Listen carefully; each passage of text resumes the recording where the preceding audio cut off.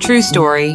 On Christmas Day in 2018, we were packing to move from our house in Azusa to Glendora. A few days before moving day, our dogs, Barkley and Milo, were in the backyard as my daughter and I were packing boxes in the garage. Unfortunately, Milo learned how to push the side door connecting the backyard to the garage, and they ran out into the street while we were distracted. When we realized they were missing, Milo had returned without Barkley. A neighbor said he saw some people take him.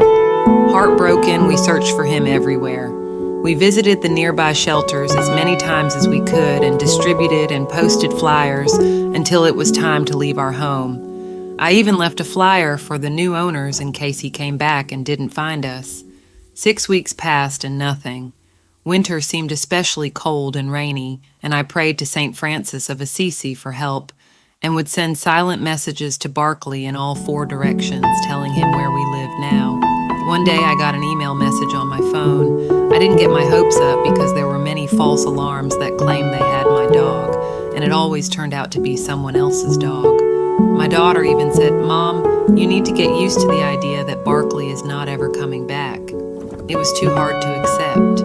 I took a look at the email. It was from the company that sold me his microchip. I called the number, and they confirmed it was Barkley. He was described as a white, fluffy dog with cataracts. "Yes, that's him," I yelled. I met them at PetSmart in 15 minutes. He couldn't see me very well, but he immediately recognized my voice and probably my smell. He started to whimper and wag his tail. I forgot his leash and harness and just held him and cried.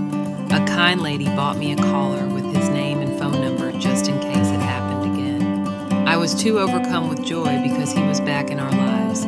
Thank God the people who found him had the sense to have him scanned.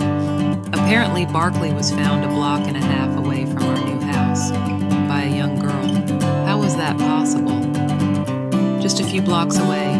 He never visited the new place before we moved in. I've heard amazing stories about animals reuniting with their owners after having gone missing for years.